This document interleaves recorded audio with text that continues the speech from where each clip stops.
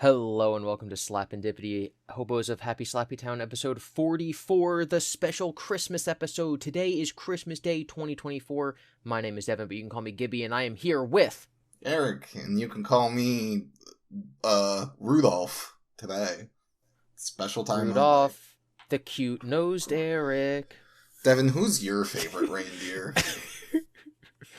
I actually saw a funny post this morning on Twitter that was, like, explaining the name origins of all the reindeer. Mm-hmm. Like, Donner and Blitzen are both, like, words for Thunder lightning and and thunder in different languages. And it's like Vixen. It means, like, a woman scamp of the night. Yeah. Like a sly... Like, it technically means like a fox. But, like, Sure. like a... Someone's a vixen. They're a little, maybe a little promiscuous. Duplicitous, a little something. Yeah, so I thought that was funny. I think my favorite... What about Dancer and Prancer? What do they mean? Tell me what they mean, Devon. I think literally just dancing and prancing. No, impossible. No, like in the 12 Days of Christmas, you have like 11 ladies dancing. That's like the same thing as the reindeer. Yeah, dancer. I'm sorry, I cut you off. Who is your favorite? I guess Blitzen, because he seems kind of cool. It makes me think, because he's usually toward the back, because he's like the last one, right? That he's like the reindeer in training. He's like the new guy, you know, it's like he's 25, but all the other reindeer are 30, and they still like make fun of him for like being the new guy. And then he works there for like 10 years. So now he's 35 and everyone's 40, but they still like refer to him as like a kid. It's like, come over here, kid. Like he'll never get over that as long as he's the youngest and the newest employee there, even though he's like basically the same age as everyone else. And so that's been his position as like the last reindeer for probably a couple hundred years at this point. So, and then Rudolph comes in. Rudolph, who's like literally a child. Yeah. And also the newest one. No training. This is his first Christmas. No, he's not a child when he does his first Christmas. Basically. He grows up. There is a time skip. I just mean like young. He's a youngin'. He's actually the youngest, right? Sure. Okay. He doesn't take Blitzen's spot at the end as like the new young guy and like push him up a spot. He gets put in the front. Excuse me? Because his nose. So they yeah, can I know. see. But just imagine being Blitzen in this scenario where it's like, you were the lowest on the totem pole. Oh, but we have a new guy coming in, so now he'll be the lowest. But no, he's the leader. Well, that's what you get for being special. And yeah, that's what he gets for being the chosen one, I guess. But no, I guess, you know, Rudolph 2, Blitzen's Blitzkrieg. He's going to come in. He's very jealous. He's going to beat him up. No. Okay, first of all, in the movie, Blitzen is his father, I'm pretty sure. So I've no knowledge of the Rudolph Rankin-Bass movie. Second of all, I mean, that's tragic. How have you never seen it? I'm sorry. I saw it as a kid. Have a childhood. I saw it as a kid. I'm curious where you're getting your information. So, curiously enough, I agree. Blitzen is my favorite. But that's because I used to have a dog named Blitzen. No. But what? Blitzen's not in the back. Blitzen's like second in front or something. Like he's in the middle, somewhere near the front. Listen, there's no these movies we watch. These are just interpretations of the real life Santa Claus. We don't really know the facts about Santa. We only have people guessing, right? Santa Claus is like Five Nights at Freddy's. There's only different theories and interpretations of him. I kind of figured that the reindeer were like positioned according to their names. So Dasher and Dancer are in the front. No. Dasher, Dancer, Prancer, Vixen, Comet Cupid, Donner, Blitzen. So Blitzen's in the back. No. I mean, if you have thunder and lightning, they're clearly leaning to the front. I'm just saying based on the song, you know? Cupid and you can't go based off of a song. Cupid. Okay, I think the song is primary evidence, it's a primary document, first-person experience. Whereas the other stories are just retellings, reinterpretations. That's it. Like they're like a meta-analysis of this primary document. The primary document being the song. Also, I'm pretty sure that in Twas the Night Before Christmas, right? It ends with on Dasher, on Dancer, on Prancer, and Vixen, right? So that is also a primary account, first-person account of hearing Santa call their names. So in those two instances, that's the order. Well, so then it would be Dasher and Dancer in the back. You go, if you're mushing and you're like, come on, guys. If it's on Dasher, on Dancer, on Prancer, on Vixen, whatever, I don't know. Then it's Dasher and Dancer in the back, and as you say the names, you're moving up the sleigh. See, I would think that they'd be the last ones. No, if it's like on Donner and Dancer, then it's like Donner and Dancer in the back. Dasher, Dancer, yeah. I think they're in the front. Dancer. Dasher, come on, like... That's a front reindeer name if I have ever heard one. And Comet's also front reindeer name. Like, he's a comet. He's a comet. Comet go fast. I think they all got no, Cupid is slow. Cupid is a slow name. So is Dancer, arguably. Dancer and Prancer are also slow names, which is why they're in the back. I'm just saying Blitzen's not in the back. I also don't think Blitzen's the young one. They were all... There was one mama reindeer and she gave birth to 12 at once. I think that what we have to do here is write a letter to Santa Claus. And ask him. Okay. There's a Santa Claus's reindeer Wikipedia page. Okay. It does not help. Well, I mean, kind of like you said, right? We can't just be like, oh, obviously this is the list of where the reindeer are in the pecking order and stuff. We don't know that. It's beyond our control. For all we know, they mix it up every year, and they're like, Blitzen was in the front this year, he's in the back next year, to keep things fair. So apparently, 'Twas the Night Before Christmas, is from like the 1800s, or I guess A Visit from St. Nicholas came before even 'Twas the Night Before Christmas. And it goes, more rapid than eagles his coursers they came, and he whistled and shouted and called them by name. Now Dasher, now Dancer, now Prancer and Vixen, oh Comet and Cupid and Donner and Blixen. To the top of the porch, to the top of the wall, now dash away, dash, dash, dash away all. So that's from 1823. Okay. So that's where the names come from.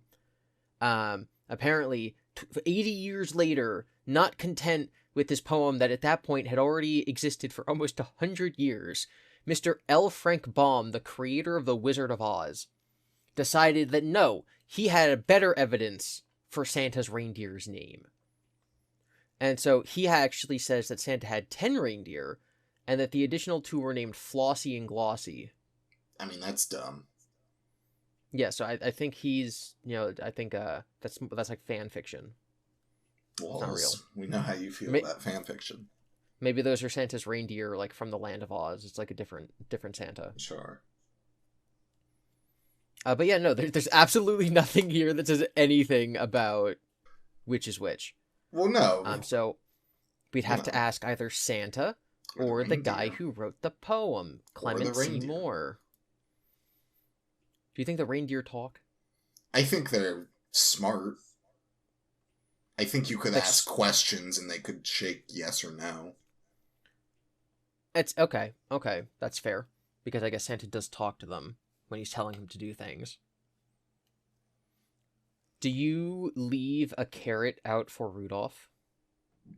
First of all, you leave a carrot out for all of them. Rudolph isn't so centered. Rudolph isn't going every year. Rudolph went one time because of the fog. He's a specialty hazard reindeer, okay? He's like in reserve. He's like Dominic the Donkey, where it's like you only need him in some places. Right. Yeah. But also, you leave carrots and celery out for all of the reindeer. Okay, yeah, I always left big carrots out for Rudolph. Understandable. Some cookies. Otherwise, you'd need like 9 carrots. Dude, what the heck? Did you ever get the thing, right? Because you leave out, well, I mean, they could break it in half, but understandable. Did you leave out cookies and milk, right?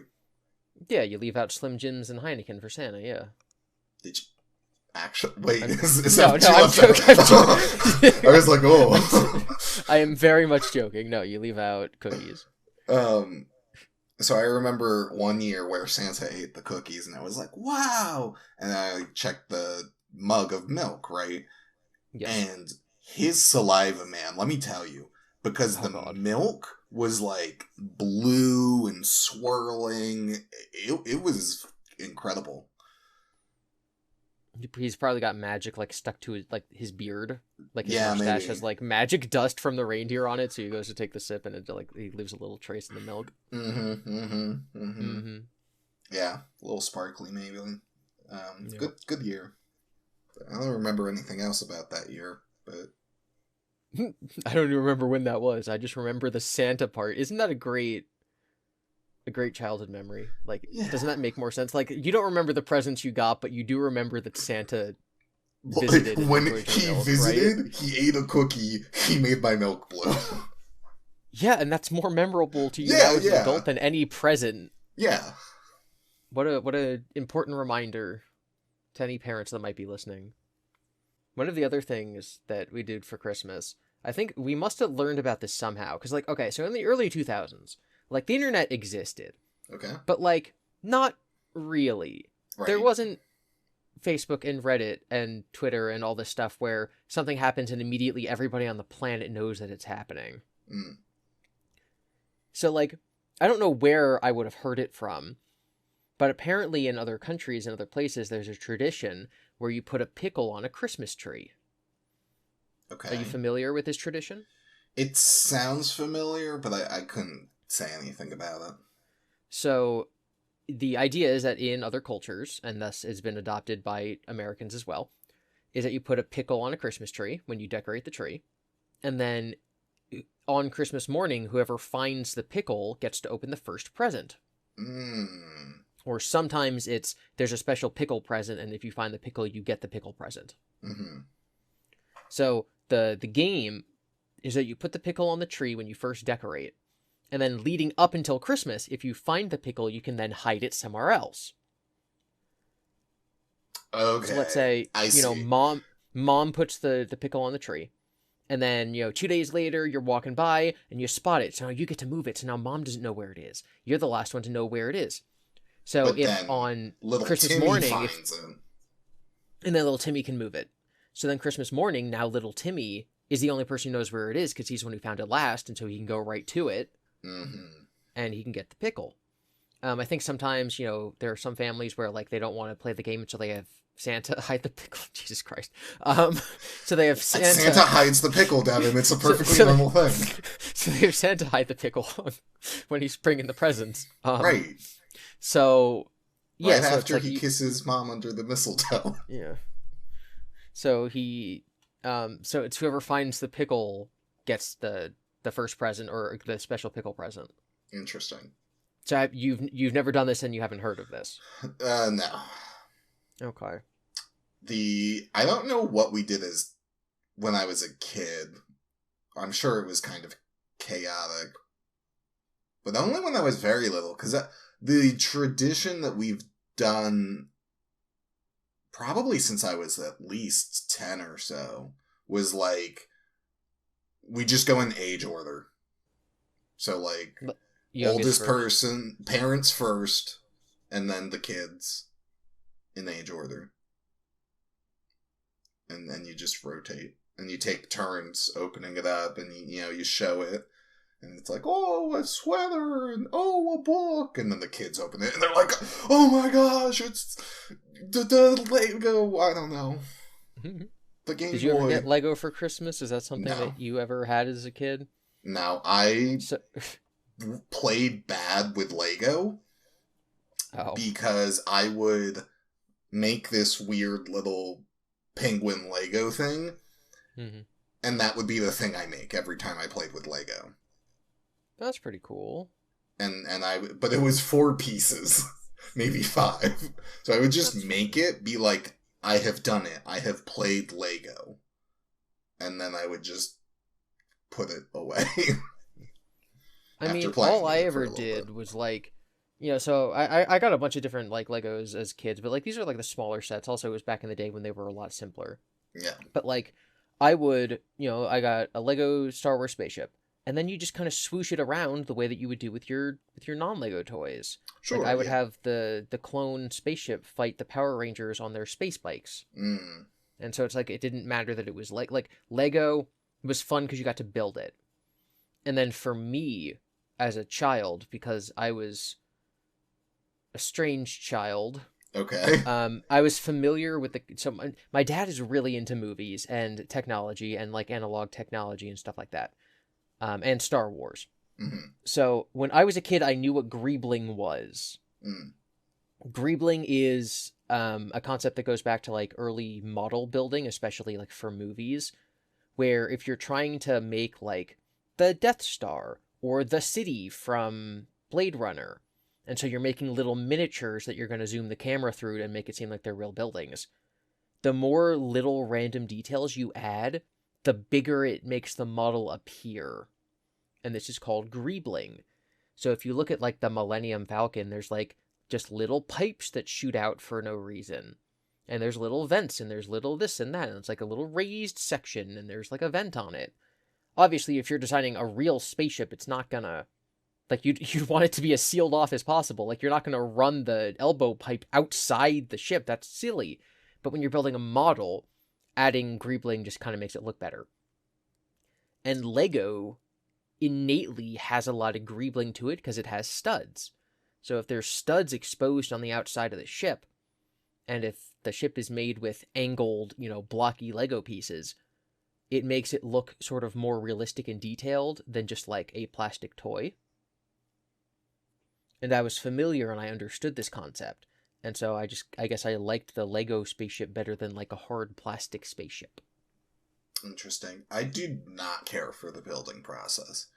When Bionicles were a thing, Oh god, Bionicles. Very cool. I would have my friend build it for me. And then I would just play with it when it was done. And I would be like, yeah.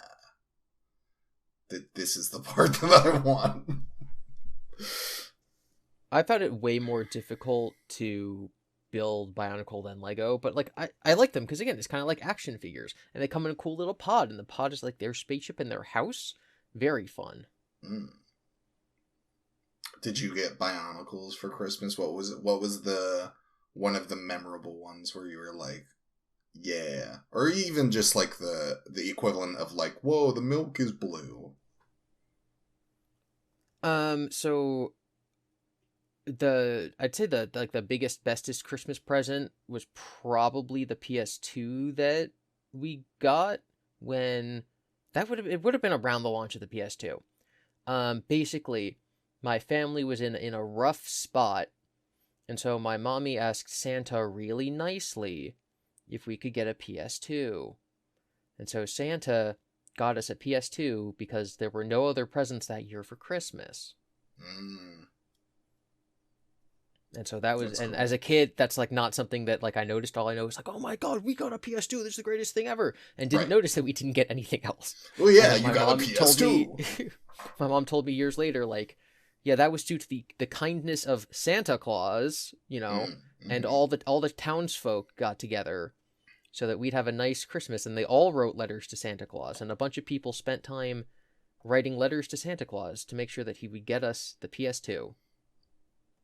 Wow. Yeah. What a cool town. They all chipped in to write the letters. Wow. Yeah. We love that. What a heartwarming story. We do. It's Christmas. Christmas. We used to, I think when I was younger, we went to Mass on Christmas morning, and then like got a little older, and we were just like, why don't we just go Christmas Eve? Because like that counts for Jesus. And then we don't need to go on Christmas Day. Did you go at midnight? No, so we would do the like 6 or 7 o'clock one. Midnight Christmas, in my experience, midnight Christmas and Easter as well. Midnight and Easter Christmas masses are more of a Protestant thing. But so no, I've never been to a sunrise mass. No, that's what. Not even sunrise. Like okay, Or we midnight. gotta go to church for Christmas. Let's go at midnight on Christmas Eve because we're Yeah. already awake. Okay. And then you get home at like 1 a.m. or something, 1:30 a.m., I guess. And you just fall asleep. But then when do you wake up for presents? I would be up at like 5 a.m. Doesn't matter what Yeah. year, doesn't matter what happened before. My body knows. And it's like, all right, let's go, let's do this. It's Grimbus. And then you just wait for everyone else to wake up. Oh. See, I think that, like, the earliest we could get up was, like, 6:30 or 7. And then we were only allowed to open stockings until our parents bothered to get up. And then for me, it was always like they had to put the coffee on. They had to, like, do this and that. I'm like, what are you doing, fam? Get over here. Santa came. So we could open our stockings at any point, once it was Christmas Day. So that I would go through the stocking, and it's usually just like candy or maybe like a toy. Yep. Like a little stocking stuffer. No tangerines. No tangerines. I would always get like a Pez dispenser, a toothbrush. I would get a toothbrush or a Pez dispenser. I think the idea was like it's more stuff to unwrap. Having experienced this for my entire life, when I have kids, that is not what I will be doing. What? Because it was stocking wrapped? Boring. Yeah, everything in the stocking was wrapped. Oh, that's so weird. None of the stuff in the stocking was wrapped for me. Even like the tangerine. Lols. No. So, like, I just think it's like lame. Like it makes opening stuff less special. Well, yeah, the part of the thing of the stocking is like, everything's moving fast, happening quick. Those can't be wrapped. We always got lottery tickets. I will probably not be giving my children lottery tickets, and I will ask Santa not to either. Yeah, Santa's cool like that. He helps with how you raise your kids. Just a little. Could you imagine if he didn't? If you were just like, "Hey Santa, for my kids, can you not give them lottery tickets? I'm trying to," and he was just like, "No, they are giving lottery tickets." No, ho, ho, ho. He goes, no. Yes, thank you. They need to learn responsibility. I need to addict them to something. Oh no, that's what the chocolate's for. Ho, ho, ho. What's your opinion on peppermint candy canes? Yeah, they're good. I hate candy canes. Bruh, They come in different flavors, like you get like cherry ones or like blue raspberry ones. Not a fan of peppermint. Stick with the classic peppermint. The other flavors detract from it. You lose scope. You lose the vision. I also don't love that. Like I used to eat them a lot more as a kid, and I'll probably have like a candy cane a year. And it's like that, though. This is the candy cane, and you suck on the bottom and you pretend to stab people. Yep. Lick 'em in a spear and kill your enemies. It's a song. I don't like that song. It's the 5th verse of All I Want for Christmas Is You. What? All I want for Christmas is you, to stab you with my candy cane. Stab, stab, stab. Mariah Carey would not approve. Mariah Carey is coming to Fortnite. Oh no. Skibidi Toilet came to Fortnite last week. Oh no. Oh no. So we can have a quick tangent on the topic of peppermints and addiction. Sure. What I'm finding out, showing off my new Fume device to everyone in my life, is that apparently they don't get the same YouTube ads I do. Because I have been seeing Fume YouTube ads for years at this point, but no one seems to know what I'm talking about. What's a fume? So it's this like little... those chemtrails from the chimney stacks in industrial districts? So it's spelled F-U-M, and it's basically, like a vape, but it's really just like a stick of wood, and you put this little cartridge in it, and the cartridge smells nice. So like the one I have is like peppermint flavored. Or not flavored, but scented. So you basically put something that smells like peppermint into a wooden pipe, and you just kind of breathe it in like a straw, and so then you get the taste of peppermint in your mouth. And the idea is that it vaguely resembles like vaping or smoking. So if you're trying to quit those things, but you still want to like take a second and put something in your mouth and like breathe it in and get a flavor, then this can get you to stop smoking. Wow. Now, I don't like peppermint, but I'm trying like all the flavors, except for black licorice. I hate black licorice. But I'm trying all the flavors. And so the first one is peppermint. And I'm like, you know what? I don't mind this. I still don't like candy canes, but like this is a pretty cool flavor. Mm. Now, with that explanation, I must say that I don't smoke, and I've never smoked. I'm not trying to quit smoking. I'm trying to give myself a habit. I had a friend, my brother's friend, over yesterday. He had basically asked me like, why am I doing this? And I'm like, well, if I start giving myself habits and addictions to good things, then maybe I'll run out of space for habits and addictions to bad things. Wow. I don't That's know if my that'll logic. work, but like if I get addicted to, I've been painting something. For Christmas, I'm making one of my friends a painting. okay. And I'm really enjoying painting. Wow. And I'm like, if I start like, making it a habit that I spend some time painting every day, maybe I'll eat less chocolate, Yeah, maybe. I've already limited myself. I'm only allowing myself to build one Lego set a month because I'm running out of space in my house. And so it's like, I'm getting that itch. I get that itchy veins. And I'm like, I gotta build that Lego set. And so when I'm sitting there with my itchy Lego set veins, it stops me from like wanting to guzzle maple syrup, The fume. No, the wanting to build Lego sets. The addiction to the Lego set. Yeah. Is making me theoretically like not eat poorly. And so hopefully the addiction to the fume will help me also on my diet. That's the logic. I see. I've been finding I've had it for 3 days, and one of the better applications of it is that the part that you breathe in, you can get a rubber tip for it. And so I find myself kind of just like chewing on the rubber tip. I used to grind my teeth. I trained myself over the course of many years to not grind my teeth. If you're having trouble with grinding your teeth, I just made it a habit to kind of always stick my tongue between my teeth so that like they don't grind against each other. So like if I'm not actively talking, then my tongue's usually between my teeth and my jaw isn't fully closed, and that got me to stop grinding my teeth. But now I have this rubber thing, and so I kind of just chew on the rubber thing. So long story short, I have reinvented gum by having peppermint flavored rubber that I'm chewing on. Wow. That's beautiful, I think. It is beautiful. It's like an early Christmas present I got. It was a Black Friday sale. So wow. Yeah. Hopefully it works and has no negative repercussions.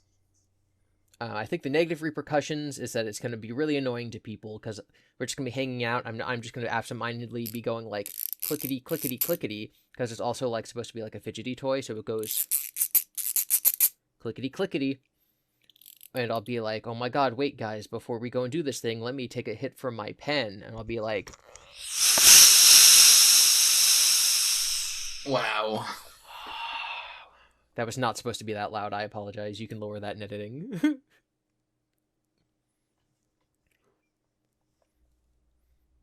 You're so cool Clickety, and clickety. hip and with it. I am. Like, when all the cool kids go out and smoke cigarettes, I can be like, yo, fam, me too. And then hit my wooden peppermint Wow. stick. Yeah. Have you ever gotten yourself an early Christmas present? Yes and no. I don't go in with that much. I just buy things if I need / want to. So I guess so. But we also, like, I think I've said this before, like, my family, we still come up with a list. So if there's a thing that's like, oh, this would be useful to have, or the next book in the series just dropped, but I already made the list, and, like, it's out there, I guess I'll just get this thing for myself, because why not? For me, because I very much keep track of, like, deals and, like, Black Friday stuff, well, first of all, it's just easier to, like, send people an Amazon link instead of a handwritten Christmas list. It's also just easier for me to be like, oh my god, this drops at midnight and like it's gonna be cheaper and it's gonna this. So then I just Yeah. buy it and then I get the money back. Yeah. Well, so first of all, you can put hyperlinks in the handwritten list, which is to say it's What? taped. Oh. Yeah, you can also do it as like a Google Doc or something, so you can still share it. And then you just print it out if people want it physically. But, yeah, yeah, when it's like, oh no, there's this really good deal, it's 80% off. But only right Yoink. this second. Yeah, and like since I'm an adult and like I'm not getting like, Santa workshop toys, it's a little different. Yeah. Santa doesn't make body pillows. What? So like I had to get that from Amazon. Oh. Okay. Not in like a weird way. I just like needed a body pillow. Right, yeah. Your marshmallow? It's a very, very long marshmallow, yeah. Yeah. Not like literally, but like that's the shape of it. Um, I've been having problems where I have like a lot of pillows, and every night I'd be like, okay, this pillow goes under my shoulder, and then this one is like under my head, but then it's too soft, so I actually have two pillows that when combined form like the perfect softness. And then I need one to like go under my arm, and then I also need one between like the top of my head and my wall, and so I have to like build this little pillow igloo for myself. that's a lot. And I'm like, why don't I just simply buy one big pillow that can wrap around my head and be good? And so that's what I did. So I bought one mega Wow. pillow to replace all the littler pillows, and it worked. Okay, well that's good. Yeah, so I'm enjoying very long body pillow. Hmm. You know what else you could be enjoying? What else could I be enjoying? Any letters that we may or may not have received, maybe or maybe not from Simi, the sea monster, or Santa. Well, I can go and check the mailbox and see what See Me left us, but I think we have to go to break for that. There is no break, Devon. We keep doing this. There is no break anymore. Oh my god, here comes the train with its loud brakes that sound just like that. Just like I forget the name of the brake song that we used to have. Oh, interesting. Oh god, it's been so long. Interesting. It's been so long. It's Legrand Chase. Wow. Hmm. Oh my gosh, I'm walking over to the mailbox that we have because people were tired of looking at the egg crate that we used to have mail delivered in, and they all pitched in and got us a nice mailbox. Wow. Also, I'm gonna Wow, be it's smug for the next hour or so because you couldn't remember the song's name. Legrand Chase. Yeah. My gosh. Or is Let it me walk over. Legrand Chase? Let me walk over. Tip, tip, tip, tip. These are my feet on the ground. Let me open the mailbox. Squeak. Let me reach in and grab a letter. Wow, there's a letter here. It's comes all the way from the United Kingdom. Let me Wow. open it. Wow, it's from Sophie. Wow. Hi, Sophie. Happy holidays. Enjoy your celebrations that Merry you'll be Christmas. having. So Sophie says that she was applying for a legal document and her application got rejected. Mm. And so she asks us if, and she's complaining like, oh, the goalposts seem to always get moved, like red tape. It's annoying dealing with like the gooberment. And asks us if we've ever filled out a form and got rejected or anything like that, and if the story is funny. I've applied to some things, and it's not quite like I'll try to apply to things, right? Where it's like, oh, I'm looking at a job or something because, the CMEs need money, and I gotta help them out. So then it's like, okay, let me look for this side thing, and it's like, oh, only certain groups are allowed to be hired due to it being a certain type of job. Or, oh, you need 5 years of experience for an entry-level job. And I'm like, okay, thanks. Great. That's probably the closest I have. to something like that. It does feel like the things move around sometimes. Like, I don't know, entry-level stuff requires so much, but it's supposed to be the beginning. How can you begin if there is no beginning, That is true. I had a, this isn't so much like, an application being rejected, but I had to go to the DMV recently because my license is expiring. So I had to go get my license renewed, my driver's license. Right. But I also, if you're not American, you might not know about this new law thing that we're passing that has to do with real IDs. Basically, Mr. Government Man has decided that we need to have a special ID to have domestic flights, which is interesting and controversial, and no one likes it. Anyway, so not only am I renewing my driver's license, but I'm making it into a real ID, which means I need additional items of identity. Now, thankfully, I already have a passport. So that basically allows me to get this real ID because it requires less identification than a passport, which I already have. So just hand them the passport and they're like, okay, that's good enough. But what else you need is you need a mail addressed to the address that you have on file. You need official mail mailed to your address.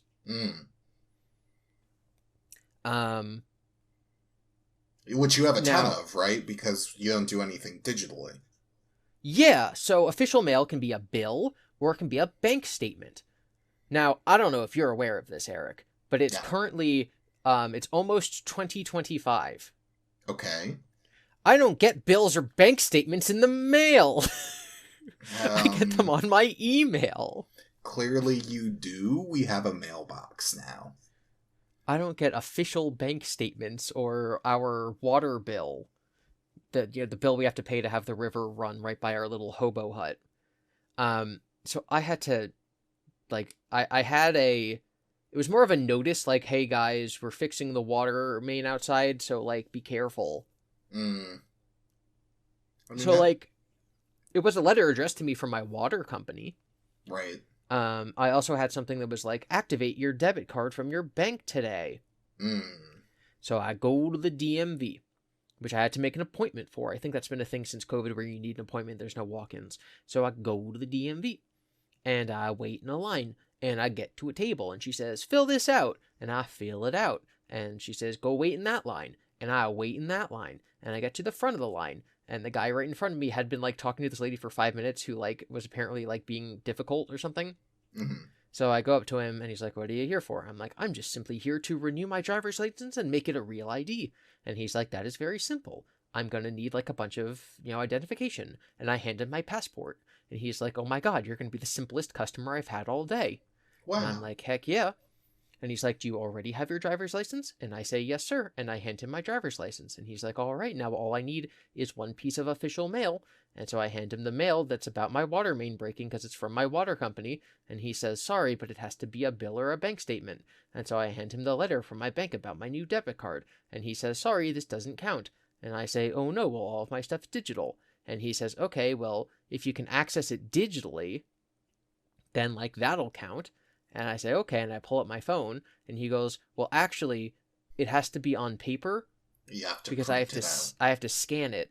So whatever you're pulling up on your phone right now, if you can print that out and bring it back to me, that'll work. Yep. And I'm like, okay. And he gave me I know it's stupid, sorry. Yep. Look. So I drove home.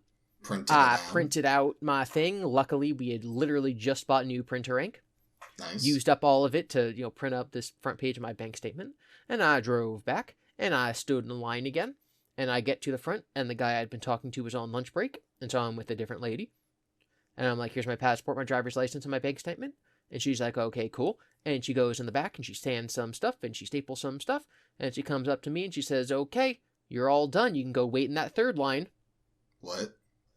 I'm like, what? I thought I was all done. And she's like, yep, your paperwork has been filed. Now go stand in the third line to actually begin the process. And I said, okay.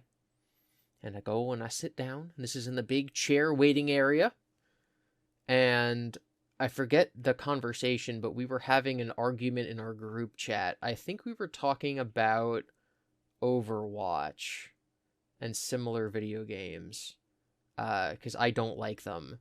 Mm-hmm. I don't like fast-paced shooters with lots of vertical mobility. Oh, Marvel Rivals and stuff. Marvel Rivals and Overwatch, and like I don't like character shooters. Mm-hmm. So like I also don't like I prefer Counter-Strike to Valorant, all that fun stuff. Very relatable things to be talking about.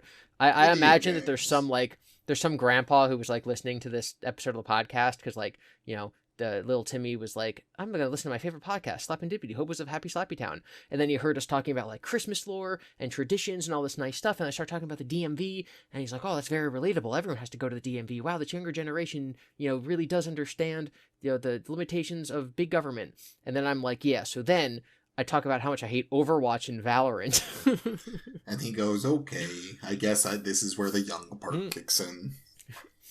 So we have this conversation for 45 minutes, 50 minutes. I get called to the front. They hand me back the paperwork and they're like, we got to take a picture. And I say, okay. And I sit down, they take my picture. And they're like, okay.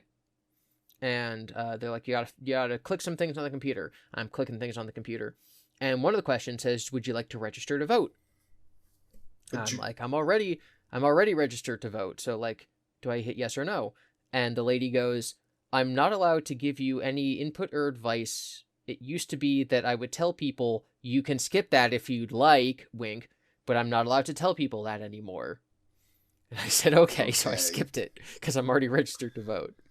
Weird. And then she's like, we'll mail you your new driver's license in January. Here's a piece of paper that counts until then. And I said, okay. And that was my experience filling out some paperwork with our government. Hooray. Yeah. We love bureaucracy. Yeah, I got a bill in the mail for $500. Remember I told you the story of like getting my ear checked? Right. So like that was all covered by my insurance, but the deductible was high, and so I got a surprise bill in the mail for $500 for like the MRI that I had. Oof.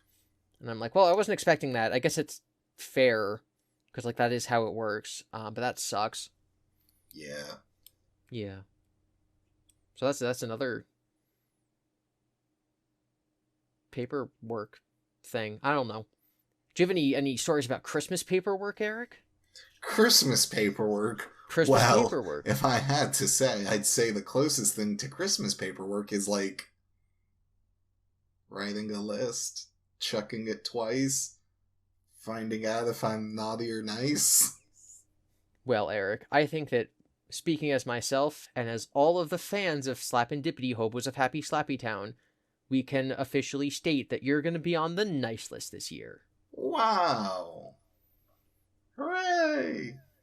Yes.